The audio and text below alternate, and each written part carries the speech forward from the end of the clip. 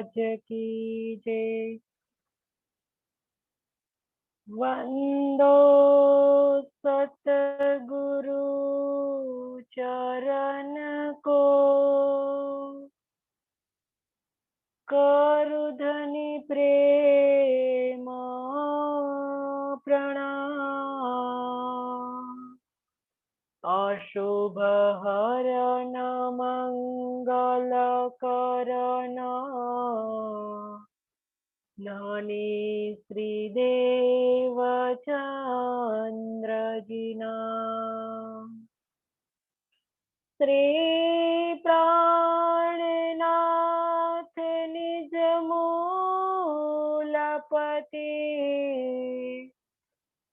श्री महेराज सुना। तेज कुंवरी श्यामा युगल को, पल पल करू प्रणाम, पल पल करू प्रणाम। आत्म संबंधी धाम धनी के लाडले एवं प्यारे सुंदर साथ जी, आपके श्री चरणों में मेरा कोटि कोटि प्रणाम जी।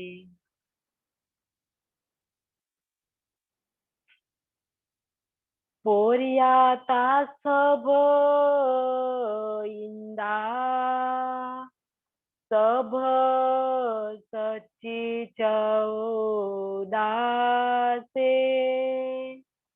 जे असा बैठे अचे दुनिया, जेकी दिसु रांद ए, हेत हितरो तो आईम तहकीक,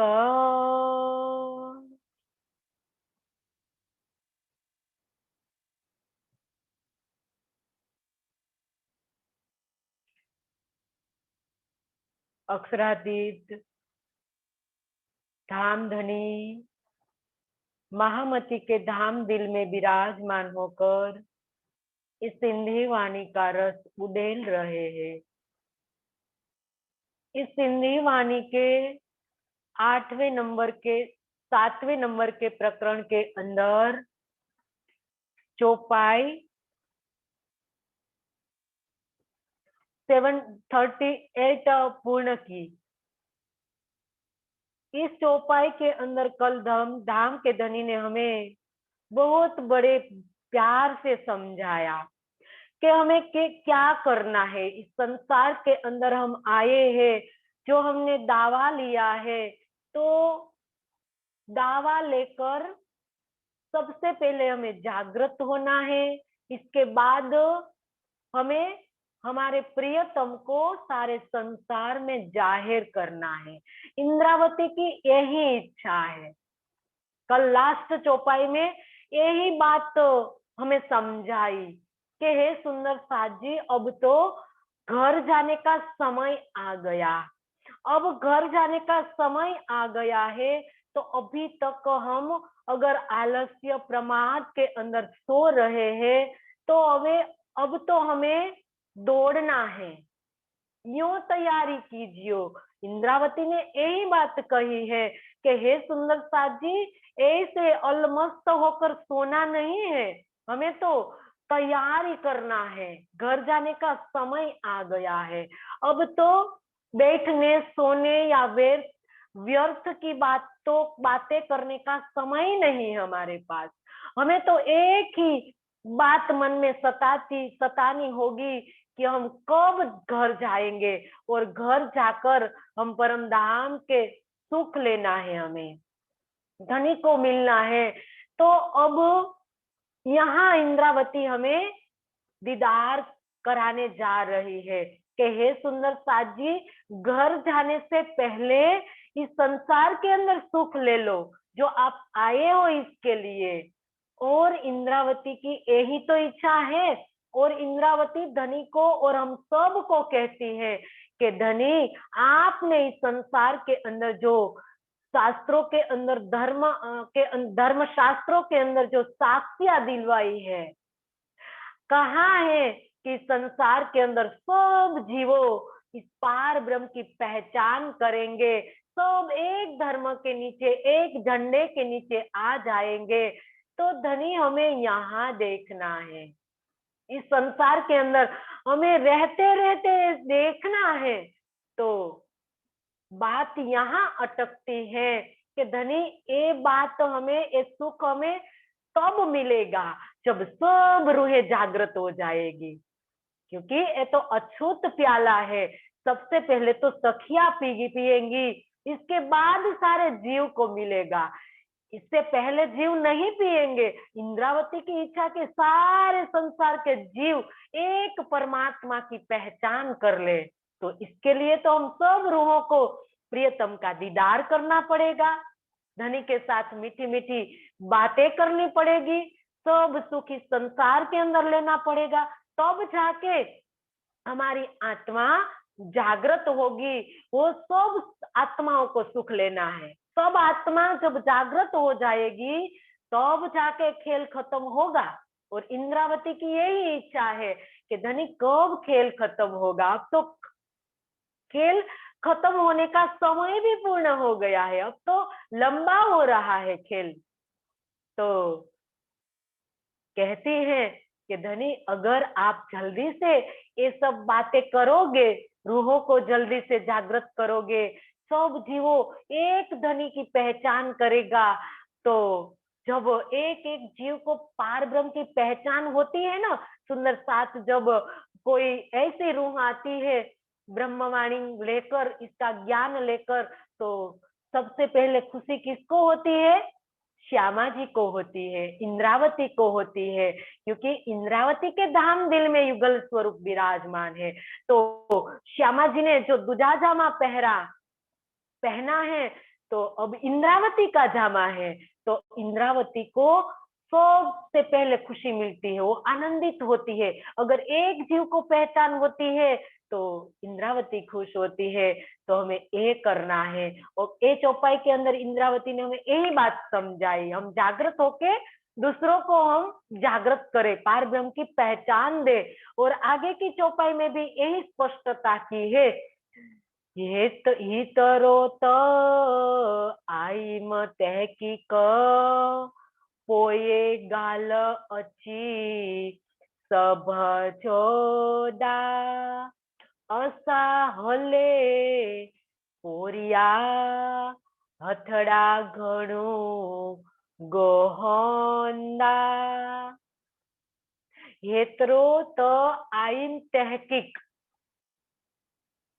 क्या कहती है? तहकीक मतलब निश्चित, इतना तो पूर्ण रूप से निश्चित है कि क्या निश्चित है? पोये मुगाल 2514, मतलब इस संसार के 100 भी जीव, इस संसार से हम जाने से पहले, हम जाने के बाद यहाँ के सभी लोग मेरी बातों को सत्य कहेंगे। इलम वाणी से इंद्रावती स्पष्ट रूप से कहती हैं कि इतना तो मैं निश्चित जान गई हूँ कि अगर हम यहाँ से चलेंगे, सब रूहें की बात कर रही है इंद्रावती, यहाँ इंद्रावती अकेली तो जा नहीं सकती, क्योंकि सब भेले पोटे हैं, तो जागृत भी सब साथ में होंगे, सब साथ में आए हैं, साथ में जाएंगे, कोई अकेले नहीं जाएंगे। इंद्रावती यहाँ हम सबको साथ में लेकर जाने के लिए बात कहती है। इंद्रावती कहती है कि अगर मेरे जाने के बाद यहाँ के सभी लोग मेरी बात को सत्य ही जानेंगे, तो आगे भी अर्थ कर ले हम कि असा हले पोरिया हथड़ा घणो गोहिंदा, मतलब हमारे जाने के बाद जगत के सभी लोग पश्चाताप के हाथ पटकते रहेंगे। सही बात है ना ये तो सुंदर साथ जी, क्योंकि हम ज्ञान से सब जान गए हैं कि जब एक खेल खत्म होगा, इसके बाद सब जीव को अलग अलग भीष्म में अखंड किया जाएगा उनकी उनकी करनी के अनुसार सबको। और जो भी जीव ने तारतम्य का पहचान नहीं की, वो आठवीं आठवीं विश्व के अंदर अखंड हो जाएंगे। और किस प्रकार से अखंड होंगे? पश्चाताप की अग्नि से जलेंगे। तो पहले चरण में इंद्रावती ने यही स्पष्टता की है कि हे धनी, जब हम सब रूहें जागृत हो जाएगी और इसके बाद जब हम तो परम धाम के अंदर जागृत होगी, तो इसके बाद न्याय की लीला होगी। क्या होगा? छठा दिन पूर्ण होगा और न्याय की लीला होगी। तो ये बात इंद्रावती कहती है, छठे दिन के अंदर सब संसार के जीवों को पहचान नहीं होगी, वो न्याय के अंदर होगी। योग माया के ब्रह्मांड के अंदर सारे जीव को पहचान हो जाएगी।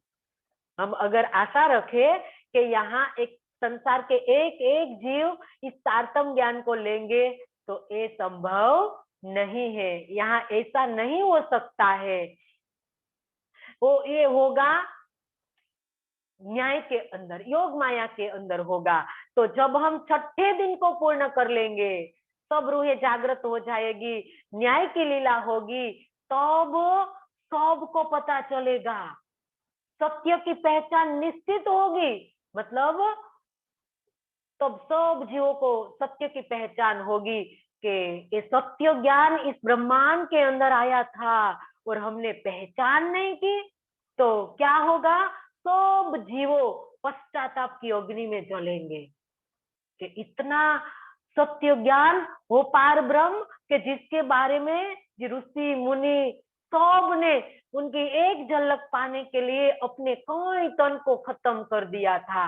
ऐसे पार ब्रह्म संसार के अंदर आए, एक मानव तन के अंदर आए और हमने पहचान नहीं की, तो सब पश्चाताप की अग्नि में जलेंगे।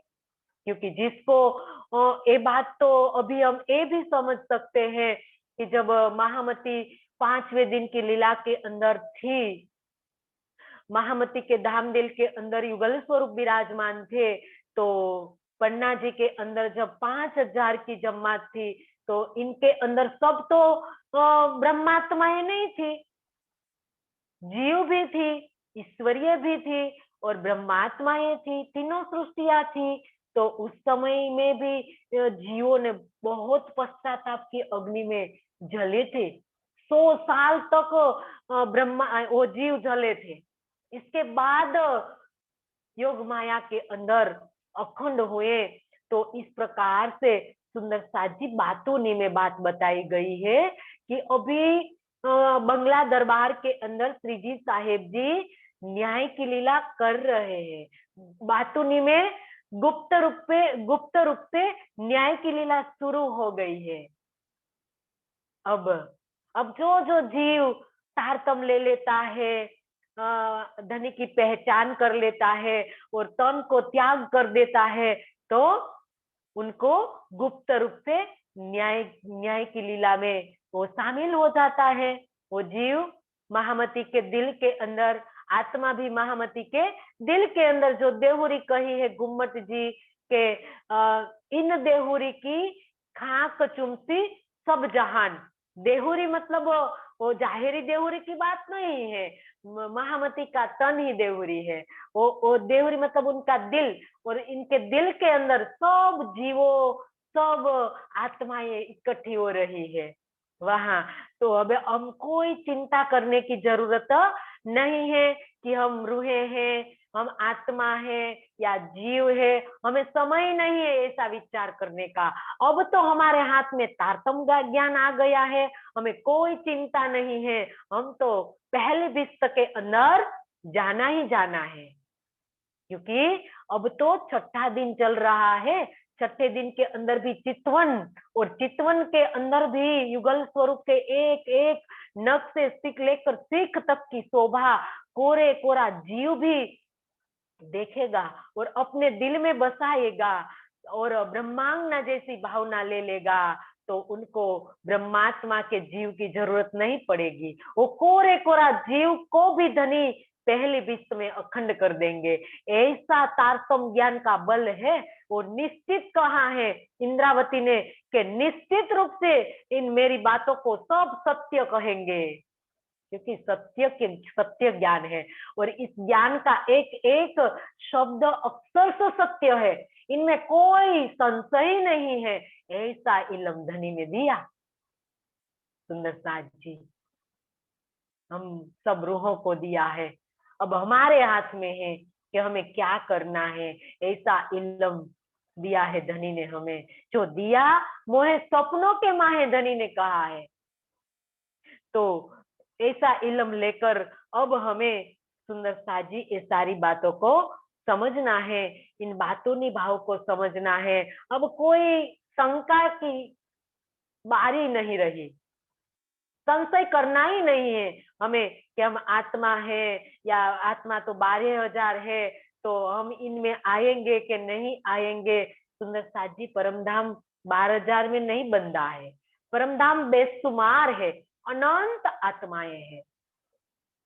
या तो हमारी बुद्धि ग्राह्य कर सके, इसी वजह से यहाँ 12,000 की गिनती कर दी है, वैसे 12,000 नहीं है, अनंत आत्माएं हैं। और आत्मा तो क्या सुंदर साथ जी, अब तो जीव भी होगा तो भी उनको पहली फीस तो मिलेगी।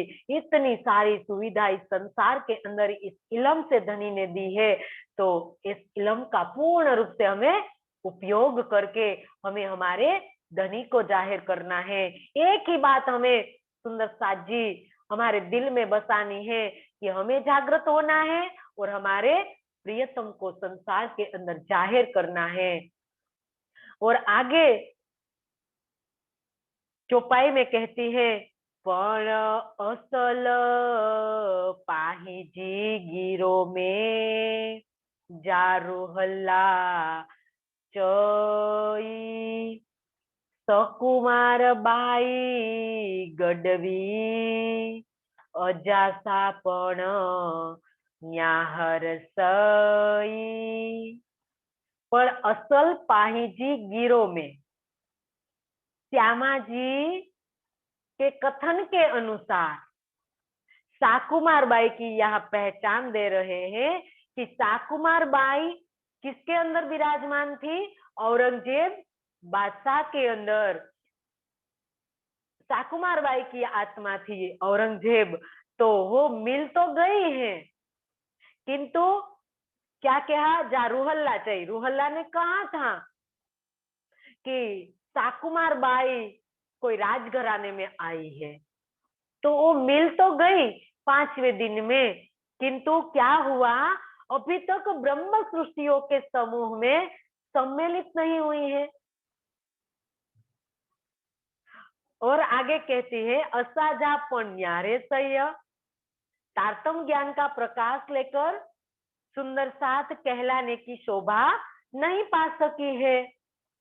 वो हम सब जानते हैं, वितक के माध्यम से हम सबको पता है कि धनी ने 5वें दिन के अंदर साव कुमार की जागृति के लिए कितने प्रयास किए थे हमारे सुंदर साथ ने, तो वो जागृत नहीं हो पाई थी। और रूहल्ला ने क्या कहा था?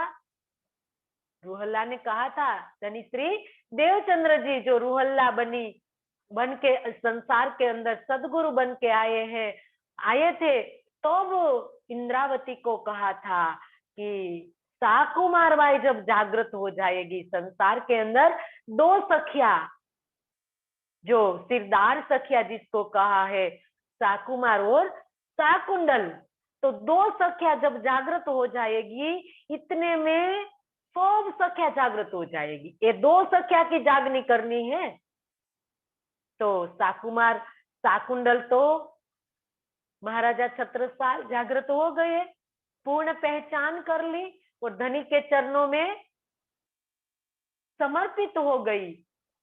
तो वो एक सखी तो हो गई, लेकिन साकुमार बाई, कहा कि साकुमार बाई जागृत नहीं हुई है और सुंदर साथ के समूह में सम्मिलित नहीं हो पाई है, क्योंकि तारतम ज्ञान का प्रकाश उनके अंदर गया नहीं है, इसीलिए वो जागृत नहीं हुई है। तो आज हमें समझना है सुंदर साथ जी, क्योंकि साकुमार बाई जब तक संसार के अंदर है तब तक खेल खड़ा है, तब तक रूहें जागृत नहीं हुई है। तो आज हमें समझना है कि आज ये साकुमार बाई हमारे अंदर तो नहीं बैठी है, क्योंकि आज हम भी जागृत नहीं हो रहे हैं।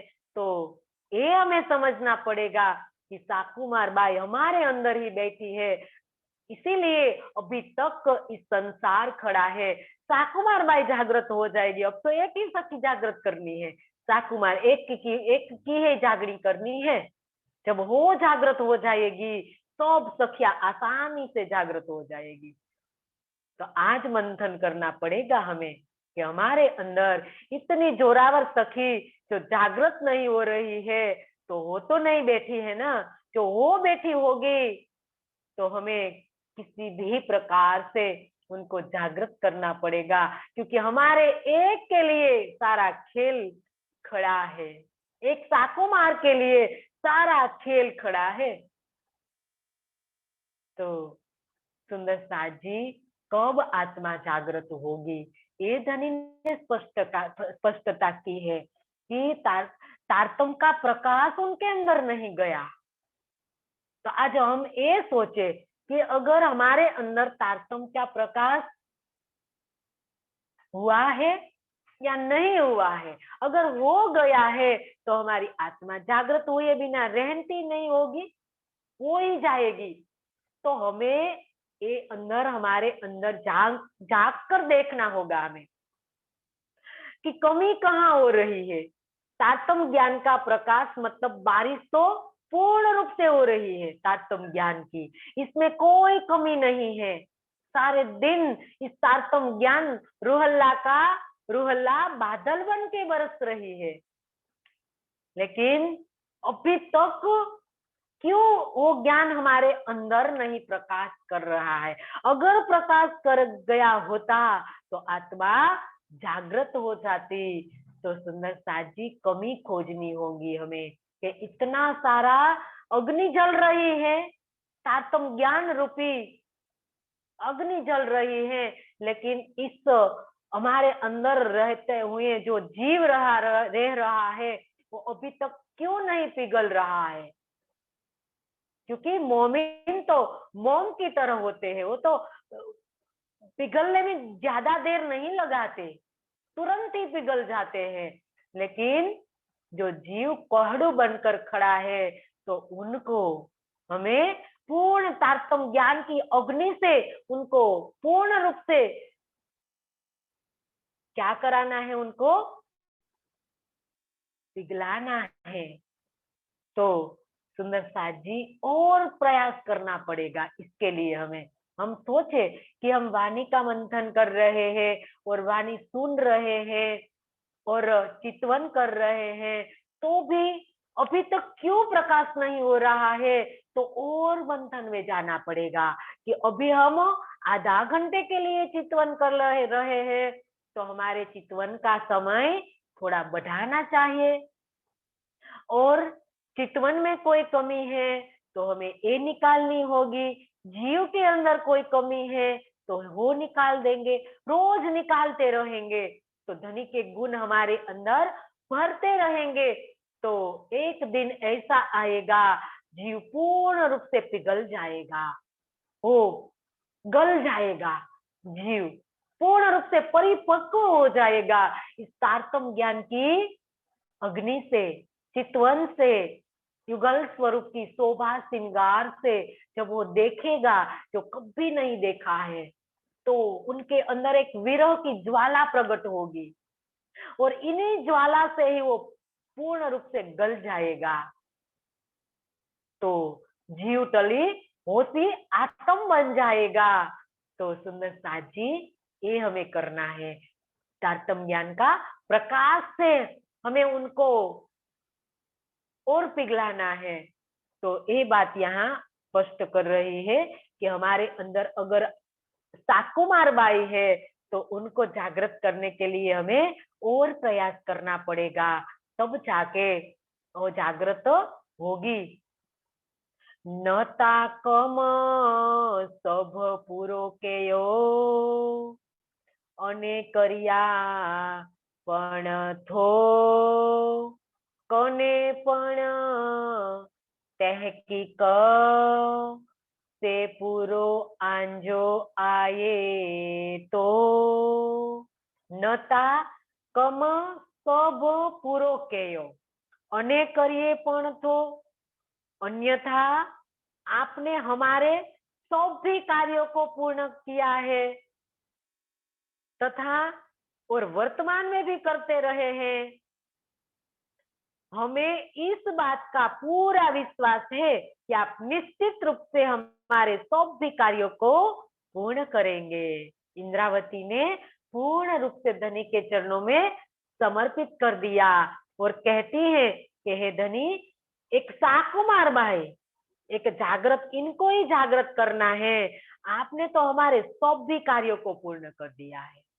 अभी तो कोई मन के मनोरथ पूर्ण किए अनेक बार। आपने अनेक बार का मतलब वो व्रज में, रास में और जागनी ब्रह्मांड में, और जागनी ब्रह्मांड में चौथे दिन में, पांचवें दिन में, और अब तो छठा दिन है। वर्तमान मतलब छठा दिन। जो इंद्रावती ने कहा कि हमें वर्तमान में भी आप तो हमारी इच्छा पूर्ण करते रहोगे, तो वर्तमान मतलब वो छठा दिन जागनी ब्रह्मांड का लैलतुल कद्र का तीसरा प्रहर, जो जिसको कहा है जागनी ब्रह्मांड में भी वो अंतिम पल चल रही है, वो उसके अंदर जो वर्तमान चल रहा है छठा दिन, तो इसकी बात कही है कि सब भी कार्यों को पूर्ण किया और अनेक बार किया। तो व्रज में धनी ने हमारे कोई काम अधूरे नहीं रखे थे, लेकिन व्रज में हम पूर्ण रूप से निंद्रा में खेल को देखा। तो धनी ने कहा चलो आधी नींद उड़ा देते हैं, तो रात में लेकर गए, तो रात में हमारी आधी नींद उड़ा दी, धनी की पहचान करा दी, लेकिन दाम की नहीं कराई। तो भी मन में धाक रह गई। तो वापस जागनी ब्रह्मांड में भेजा। तो जागनी ब्रह्मांड में भी चौथे दिन में रूहल्ला ने व्रज की बातें की, रास की बातें की, परम धाम की बातों को समझाया, क्योंकि जागनी ब्रह्मांड तो जागते सुख लेना है। अब तो कोई निंद्रा, आधी निंद्रा नहीं है, अब तो पूर्ण रूप से जागते सुख लेना है। इसीलिए कहा है अब जाग देखो सुख जागनी, ये सुख सुहागिन जोग। ये तो सुहागिन के जोग है, ये सुख कोई जीव नहीं ले पाएंगे, ये कोई ईश्वरीय नहीं ले पाएंगे, ये तो सुहागिन के जोग है ये सुख। तो मेरी सुहागिन आत्मा होगी, वो ये सुख लेगी। तो सुंदर साथ जी कितनी सुहागिन आत्मा थी। पांचवें दिन में तो एक सुहागिन आत्मा इंद्रावती जागृत हुई, और पांचवें दिन में कितनी आत्माएं जागृत हो गई। इंद्रावती ने तो जुट के जुट जागृत कर दिए। कहा ना इंद्रावती ने कि मैं जगाऊ बांधे जुट, धनी ने वो जगाई मोहे एकली, मैं जगाऊ बांधे जुट। सुंदर साथी, एक संकल्प करना है। इंद्रावती ने जो संकल्प किया वो ये तो एक सुहागिन आत्म है। आज हमने भी तो दावा लिया है कि हम भी सुहागिन आत्म है, तो हम भी ऐसा संकल्प करें कि धनी ने जगाई मोहे एकली, मैं जगाऊ बांधे जुट।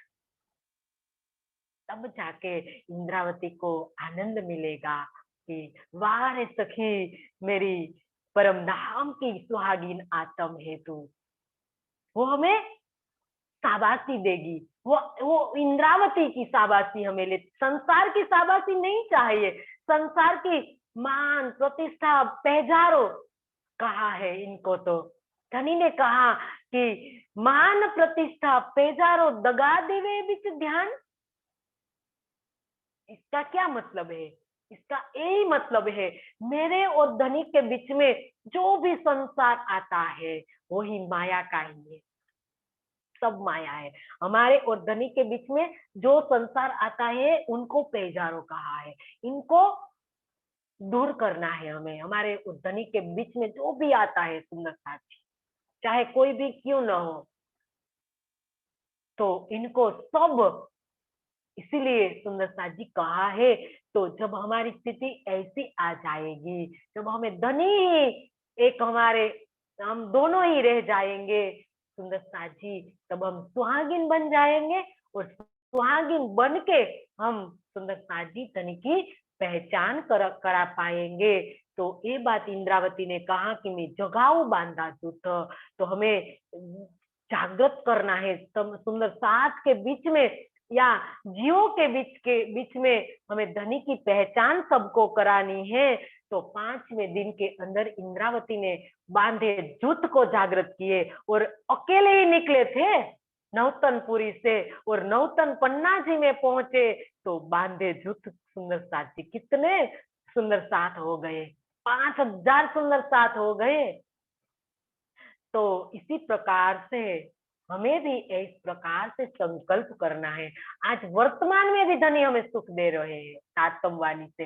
5वें दिन में तो वाणी का अवतरण हो रहा था, और 5वें दिन में पूर्ण हुई वाणी, और 6ठे दिन में तो वर्तमान अब चल रहा है। इसको वर्तमान कहा है कि धनी वर्तमान में भी कर रहे हैं हमारी जो मनोकामनाएं हैं, जो लौकिक हो चाहे अलौकिक हो, वो तो धनी आप सब पूर्ण कर रहे हैं हमारी। आपने इनमें कोई कसर नहीं छोड़ी है। अब तो सुंदर साथ जी हद ही हो गई है। धनी ने हमें कौन सी सुविधा में रखा है। 5वें दिन में कोई मोबाइल नहीं थे, इस प्रकार से कोई चर्चा रिकॉर्डिंग या कोई घर बैठे चर्चा नहीं सुन रहे थे हम। सुंदर साथ को वहां जाना पड़ता था, चाहे अपने मोहल्ला में रहते हैं, वहां से चलकर बंगलाजी दरबार में जाना पड़ता था, तब जाके श्री जी के मुखारविंद से चर्चा सुनी जा सकती थी। आज तो हम घर बैठे बैठे सारी सुविधा धनी ने दी है। अब तो कोई कसर ही नहीं छोड़ी है वर्तमान में धनी ने। तो एक काम पूर्ण किया है धनी ने, लेकिन हमें समझना है कि हमें कौन से मनोकामना चाहिए। हमें धनी से कौन सी मनोकामना करनी है, लौकिक करनी है अलौकिक। धनी दोनों पूर्ण करेंगे हमारी, लेकिन लौकिक पूर्ण करेंगे तो हम इसी में रह जाएंगे।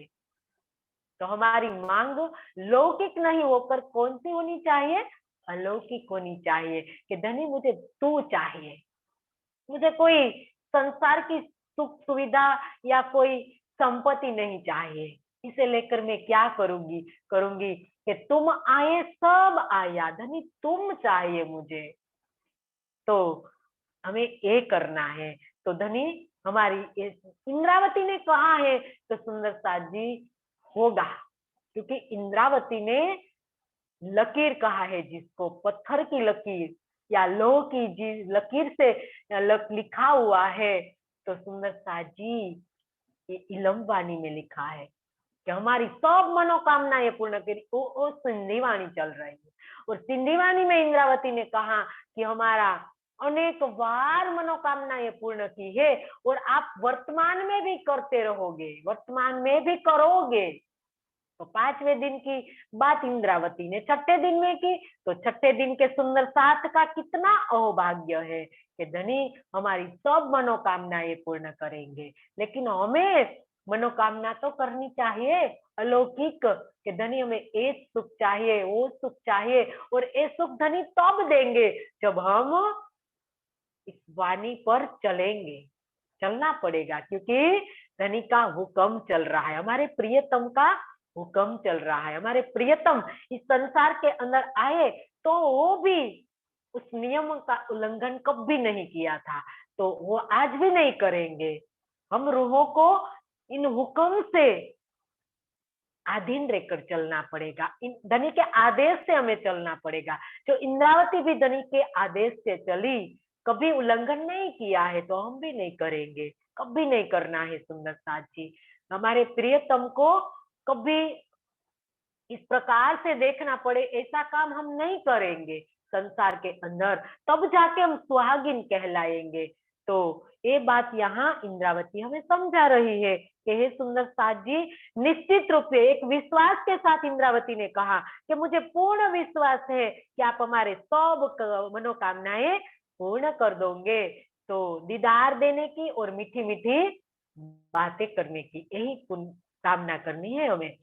महामत चोये मुवल्लहा, तो से करिया लाड कोड, केयम गुस्तांगी रांद में, जे तो बंधाई होड। महामती चोये वल्लहा, तो से करिया लाड कोड। श्री महामती क्या कहते हैं कि मेरे प्रियतम, मैं आपसे अनंत प्रेम करती हूँ। क्या ये गुस्तांगी रांद में, छे तो बंधाई होड, आपसे इतना अधिक बोलने की जो मैंने दुस्साहस किया है, आपके सामने इस प्रकार से बोलने का जो दुस्साहस किया है, वह आपके द्वारा मूल संबंध का दावा कराने के बाद किया है। तो क्या कहती है इंद्रावती कि मैंने आपने मुझे मूल संबंध की पहचान करवाई है। देखो सुंदर साची, इंद्रावती कभी अपनी में खुदी नहीं लेती है। इतनी सारी शोभा लेकर इंद्रावती कहती हैं कि धनी, मैंने जो भी कहा सिंधी वाणी के अंदर रूहों के लिए कहा है, वैसे मैंने अपने लिए कुछ नहीं किया है, मेरी रूहों के लिए मैंने कहा है। आपको जो भी दुस्साहस किया है आपको कहने का, दीदार देने की बात कही है, कई प्रकार से नियमों का भी उल्लंघन करके मैंने किया है, आपके सामने बोलने की जो प्रयास किया है, दुस्साहस किया है। तो क्यों किया? मूल संबंध की पहचान करके कहा, और मूल संबंध की पहचान भी धनी आपने मुझे करवाई है। मेरी क्या ताकत है, मैं तो इस संसार के अंदर मेरी क्या हस्ती है। इंद्रावती इतनी सुंदर सास के चरण धूली बनकर रही, संसार के अंदर आई, कभी अपनी मैं खुद नहीं ली है उसने। तो आज हमें सिखा रही है कि हे सुंदर साजी, आपकी हस्ती क्या है, एक धूल के कण के समान मान के जब लग रहो तुम साथ चरने, तब रहो तुम चरण रेणु समान। तो सुंदर सास की चरण धुली है इंद्रावती, अपनी मैं खुद ही खत्म कर रही है, और धनी के चरणों में अपना सब कुछ न्योछावर करने के बाद इंद्रावती कहती है कि हे मेरे प्रियतम, हे मेरे दुल्हा, मैंने मूल संबंध की पहचान की है, मैं ऐसे इस प्रकार से आपको नहीं कहती। सुंदर साजी, अगर हमें इस संसार के अंदर कोई डांटता है तो कौन डांटता है? हमारे अपने होते हैं, वो तो हमें डांटते हैं। क्यों डांटते हैं? क्योंकि हमारा संबंध है इनके साथ, चाहे पुत्र पत्नी पति पुत्री जो भी हो, तो हम उनको क्यों डांटते हैं? हम कोई पराया को नहीं डांटते हैं।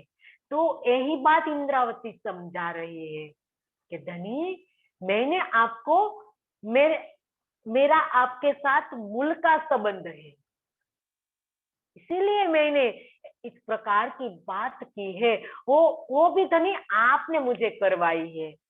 मेरे अंदर ऐसी कोई ताकत नहीं है कि मैं आपको इस प्रकार की बात कहूँ और मैं मूल संबंध की पहचान कर लूं। मूल संबंध की पहचान करने संसार के अंदर बहुत बड़ी बात है।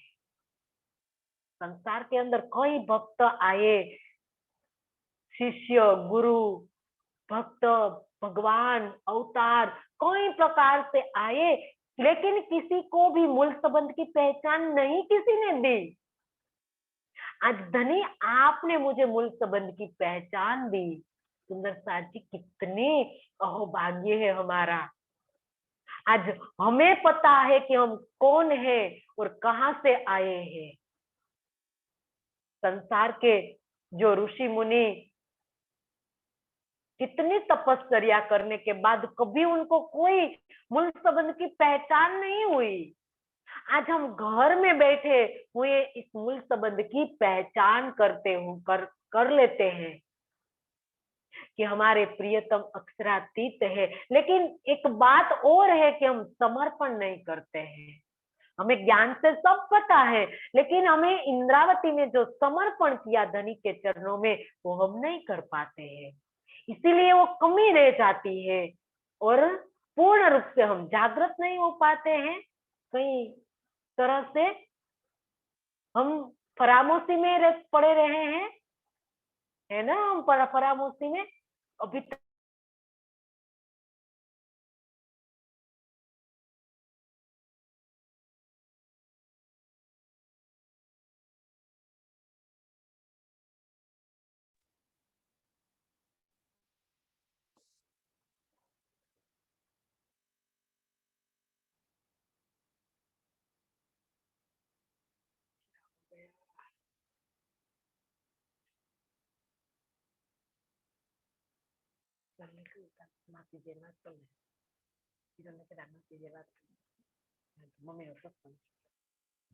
हेलो,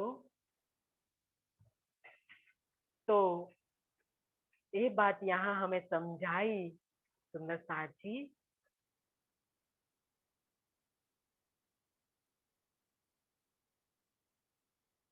यहाँ इंद्रावती हमें मूल संबंध की पहचान करने के लिए कह रही है कि सिंधी वाणी मूल संबंध की पहचान कराती है और हम सब रूहों को पहचान करा के परमधाम के सुख देने के लिए जा रही है। तो ये बात यहाँ इंद्रावती कहती है और इसी के साथ ही 8वें नंबर का प्रकरण पूर्ण होता है। तो प्रकरण 8 चौपाई 383 जे तो बंधाई होड, जे तो बंधाई होड। बोलिए श्री प्राणनाथ प्यारे की जय। प्रकरण 9, 8 प्रकरण पूर्ण हुए और 9वां प्रकरण अब शुरू होगा। तो इनके अंदर मार्कंड का, ये प्रकरण मार्कंड का दृष्टांत है। मार्कंड जो दृष्टांत मतलब मार्कंड ऋषि का दृष्टांत की बात की गई है और मार्कंड ऋषि के दृष्टांत से हम रूहों को समझाया गया है। तो ये बात तो हमें सब मालूम है, लेकिन ये अब इंद्रावती यहाँ भी दृष्टांत देकर हमें समझा रही है। तो इसका तो कोई आशय होगा ही, क्योंकि वो तो सिरदार सखी हमें इस दृष्टांत को दे रही है।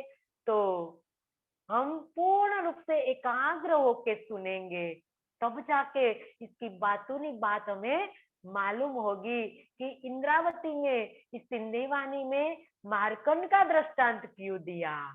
तो समझाएंगे इस प्रकरण के अंदर। ये बात इंद्रावती समझा रही है कि जो भागवत के अंदर दिया गया है, श्रीमद् भागवत के 12वें स्कंद में, 12वें स्कंद के अंदर 8 और 9 के प्रकरण के अंदर, अध्याय के अंदर मार्कंड ऋषि का दृष्टांत दिया गया है, उनकी कथा लिखी गई है कि किस प्रकार से माया में स्वयं को भूल जाते हैं और भगवान नारायण उन्हें माया से निकालकर अपने चरणों में बैठाते हैं। तो इस प्रकार से हमने भागवत के आधार पर वो दृष्टांत कब हम सुनते हैं, जब वितक के समय, वितक के अंदर लालदास जी की, जब श्री जी लालदास जी के घर जाते हैं, जिंदादास माली के यहाँ जाते हैं, तब सुंदर साजी ये दृष्टांत लालदास को जिंदादास माली कहते हैं कि जब एक बार लालदास जी बाग में टहल रहे थे, तब जिंदादास माली ने कहा कि हे सेठ जी, लक्ष्मण सेठ उनका नाम था, तो हे लक्ष्मण सेठ, आपने उनकी पहचान की है या ऐसे ही आप उनके चरणों में गए हो? तो मैं आपको एक दृष्टांत देकर समझाना चाहता हूँ। तब उसने दृष्टांत दिया था। हम सब जानते हैं इस दृष्टांत को कि किस प्रकार से मार्कंड ऋषि ने कहा। एक एक बार मार्कंड ऋषि की तपश्चर्या जब पूर्ण होती है और नदी के किनारे पर वो वैसे ही बैठे थे, तब विष्णु भगवान ने उनको दीदार दिया और कहा कि आपको जो चाहिए मैं दूंगा। तब वो मार्कंड ऋषि ने कहा कि मुझे आपके चरणों में बिठाए और मुझे माया भी दिखाए, आप दोनों मुझे एक साथ में करिए। तब कहते हैं मार्कंड ऋषि कि मुझे चंदन घिसने के चंदन से मैं आपका पूजन करना चाहता हूँ। तब जैसे वो चंदन रगड़ने लगे, उतने में उन पर विष्णु भगवान ने फरामोशी डाल दी और वो अपने को एक धोबी के रूप में देखने लगे और नदी में धोबन के रूप में देखने लगे और नदी के अंदर वो ऐसे ही बहते हुए दिखाई देने लगे। तो एक धोबी ने उनको ले लिया और अपनी पत्नी बना लिया और इस प्रकार से कई प्रकार के उनके संतान हो गए। और उनके बीच में जब झगड़ा हुआ, तब जब वो आत्महत्या करने जा रहे थे, तो विष्णु भगवान आए और सब बातें उनको याद दिलाई कि आप क्या कहा कि एक मार्कंड ऋषि थी। मैं आपको मार्कंड की कथा सुनाना चाह रहा हूँ। विष्णु भगवान एक ब्राह्मण के रूप में आते हैं और उनको कहते हैं कि मैं आपको एक मार्कंड की कथा सुनाना चाहता हूँ। तब वो कहते हैं कि आज मेरे को मार्कंड की कथा नहीं सुननी है, क्योंकि मेरे मेरे पास तो चार चार मार्कंड है, उनके चार संतान थे। तो कहते हैं कि कौन से मार्कंड की कथा आपको सुननी है। तो विष्णु भगवान बलजबरी से उनको सुनाते हैं कि आपको सुनना ही पड़ेगा कि मार्कंड ऋषि, एक मार्कंड ऋषि थे, उनकी तपस्या पूर्ण हुई और उनको विष्णु भगवान ने दीदार दिया। तो मार्कंड ने उनको कहा कि आपके चरणों में बिठाए और माया को भी दिखाए। तो इस प्रकार के सारी कहानी की। तब उनको याद आया कि वो तो मेरी ही कहानी है, तो ये हमारी बात है।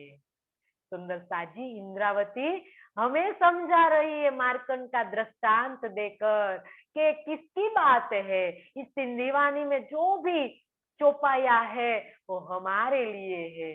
तो ये बात यहाँ इंद्रावती स्पष्ट कर रही है कि चोई सुंदर बाई असा के मार्कंड जी हकीकत ઈ દરથી આંકે ખોલ્યા આંજી પણ ઈ બીતક चई सुंदरबाई असा के मार्कंड जी हकीकत। महामती सुंदर साथ को कहती है, क्या कहती है? सुंदर साथ को संबोधित करते हुए कहती है कि हे साथ जी, सदगुरु धनीश्री देवचंद्र जी ने मुझे कौन सी कथा सुनाई थी? मार्कंड ऋषि की कथा की वास्तविकता बताई थी। और इधर की आंखें खोलिया, मतलब मेरी कौन सी आंख खोलनी थी? आंजी पण ई बितक, इन बितक को कहते हुए, इन घटना को कहते हुए मुझे मेरी बातूनी दृष्टि खोल दी सदगुरु ने। तो आज इस दृष्टांत को देकर महामती हमारी बातूनी दृष्टि खोलने जा रही है कि हे सुंदर साथ जी, आप अपनी बातूनी दृष्टि खोलिए और बातूनी, आपका जो रूह का जो कान है, श्रवण अंग है, वो श्रवण से सुनिए, रूह के कान से सुनिए, तब जाके आपकी बातूनी दृष्टि खोल खोल सकती है।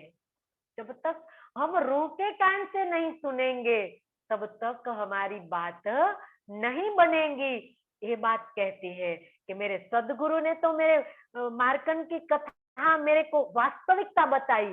कौन सी वास्तविकता बताई? कि हम सभी आत्माएं, सभी ब्रह्मात्मा की ओर से अब रूहल्ला 5वें दिन में आई और कहती है कि हम यहाँ आए ही नहीं है, हम तो धनी के चरणों में बैठे हैं। जिस प्रकार से मार्कंड विष्णु भगवान के चरणों में बैठा था और जब फरामुसी का पर्दा डाला और अपने आप को एक धोबन के रूप में देखा, तो आज हम इस तन को लिए हुए कितने साल हो गए, तो हम वहां ही बैठे हैं और वहां बैठकर खेल को देखना है, तब जाके इस सुपन लगेगा हमें। अब हमें वास्तविक खेल लग रहा है। अब क्योंकि हम खेल के अंदर रल हो गए हैं, गलतान हो गए हैं, रल गए हैं, हम खेल में खेलने लगे हैं। हम वहां बैठकर नहीं देख रहे हैं। जब हम वहां बैठकर खेल को देखेंगे तब खेल को खेल समझेंगे। आज हमें दुख हो रहा है, सुख हो रहा है, दुख से हम कितने दुखी हैं, लेकिन हम समझ ले कि हम तो वहां बैठकर खेल को देख रहे हैं। तो दुख किसको है? शरीर को है। हमें तो कोई दुख है ही नहीं, क्योंकि हम तो कोई नाम ही नहीं है, हमको कोई तन ही नहीं है, हम तो एक रूह है, धनी की अंगना है। तो अंगना को कोई दुख होता ही नहीं है। तो ये बात यहाँ स्पष्ट कर रही है इंद्रावती कि मेरे सदगुरु ने मुझे वास्तविकता बताई थी, तो तब जाके मेरे बातूनी नैन खुल गए।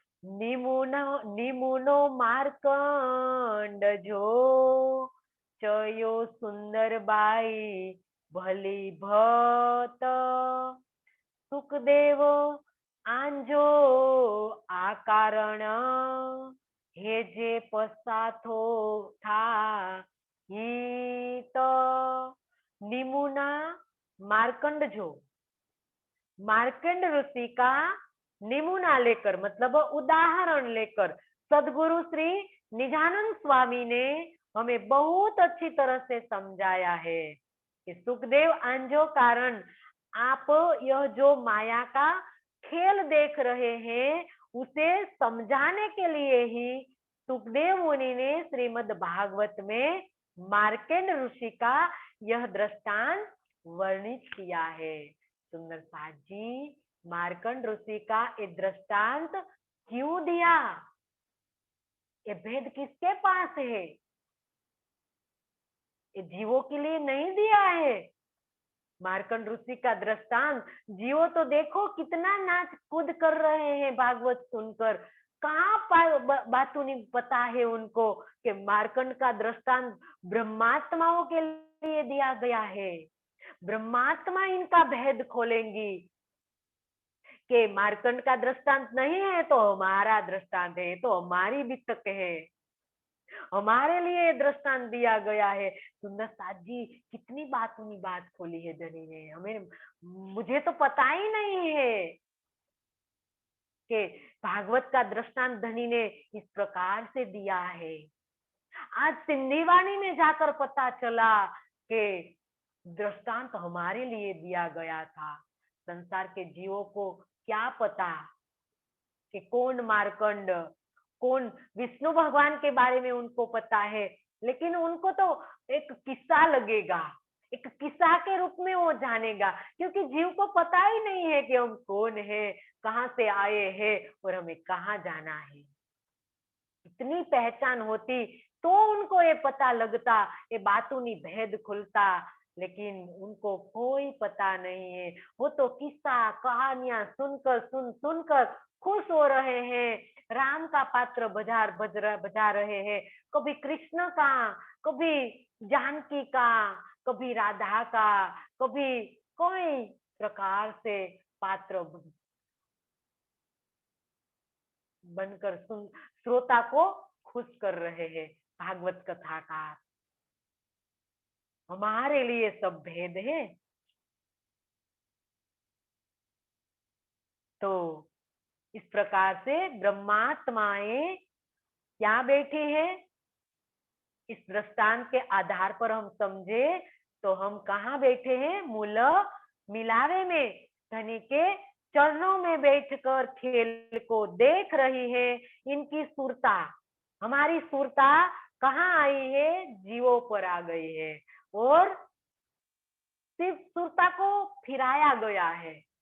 जब हम अब हमें क्या करना है, ये भी धनी ने हमें बताया कि सिर्फ सुरता को फिराना है। जो साई बुल्ले शाह को कहा कि परमात्मा किस प्रकार से पाया जाता है, तो एक व्यक्ति ने उनको पूछा कि तो उन्हें सिर्फ क्या करा, एक जो पौधे बो रहे थे, प्याज के पौधे बो रहे थे, तो उसने कहा कि वहां से पुट के वहां पुटो, वहां उधर से उखाड़ कर उधर पुटो, इतना ही करना है। यहाँ से सुरता को हमें सिर्फ मूल मिलावे में ले जाना है, हमारे परातम तन से खेल को देखना है। अब हमारी सुरता संसार में आ गई है, तो वहां से समेट कर कहाँ ले जानी है, परम धाम मूल मिलावे में ले जानी है। इतना ही करना है। लेकिन इतना करने में हमने कितना तन बदला, कई तन हमें बदल चुके हैं। तो अब सुंदर साथ जी पूर्ण रूप से हमें इस तारतम वाणी का मंथन करना, इसीलिए धनी ने आज इतना सारा ज्ञान दिया संसार के अंदर हम रूहों के लिए। इतना सारा क्यों दिया, क्योंकि इतना ही करने में कितने तन बदलने पड़े, धनी को पता था। इस प्रकार से ये साकुमार सखी जागृत नहीं होगी। तो हम सब रूहों के लिए धनी ने इतने सारे वचन कहे हम सुंदर साथ के लिए। तो सुंदर साथ जी हमें हमारे परातम में जागृत होना है, इस ब्रह्म ज्ञान को लेकर जागृत होना है। और मूलतन युगल स्वरूप और परम धाम का जब हमें बोध हो जाएगा तो खेल खत्म। सुंदर साथ जी हम देख रहे हैं कि हमारा खेल खत्म होगा और इस ब्रह्मांड का प्रलय होगा। तो सुंदर साथ जी ब्रह्मांड का प्रलय हमारे हमारे अकेले के लिए हो जाएगा। जब हमें इस तीनों का बोध हो जाएगा तो हमारे लिए कोई संसार नहीं रहेगा, हमारे लिए प्रलय समझना होगा। हमें इतने बैठे घर जागे धाम की स्थिति प्राप्त हो जाएगी हमें, तो हमारे लिए तो संसार सुपन हो जाएगा, बाकी क्या बचा। ये बात इंद्रावती स्पष्ट कर रही है। सुंदर साजी बार बार हमें समझा रही है, सिर्फ हमें यही करना है, इस तीन को ही हमें याद करना है। मूल मिलावे को पल पल हमारी दृष्टि मूल मिलावे में रखनी है। हमारे परात्म को याद करना है कि हमारा परात्म तन कितना तेज के अंबार से भरा हुआ है, अनंत सूर्यो जिसमें सुंदर साजी इससे भी अनंत गुणा हमारे परातम का तन है। और हमारे युगल स्वरूप की शोभा सुंदर साजी क्या होगी, जो पूर्ण स्रोत है, हम तो उनके तन बने हुए हैं। तो हमारे परातम तन के इतना तेज है, तो हमारे युगल स्वरूप की शोभा श्रृंगार कितने तेज से भरे होंगे। इनके अंदर कितना नूर, कितनी आह्लाद, कितनी क्रांति, तेज, ज्योति, उल्लास, कोई सुंदर साजी इनके अंदर नूर के अंदर आ जाएगा। ये सब नूर है धनी का। तो वो सब हम याद आ जाएंगे तो हमारे लिए खेल खत्म हो जाएगा, प्रलय हो जाएगा। तो अब हमें यही करना है, संसार के अंदर बैठकर संसार हमें जब निरर्थक लगेगा तब हमें सुंदरता जी हमें जो अनुभव, हमें संसार को निरर्थक मानना होगा कि ये संसार नश्वर है, निरर्थक है, कुछ है ही नहीं, मूल बिना है। तो तब जाके सुंदर साजी हमारी आत्मा जागृत हो जाएगी, तब ये स्थिति हमारी प्राप्त होगी। तो सुंदरता जी, समय पूरा हो गया, चौपाई दोहरा ले।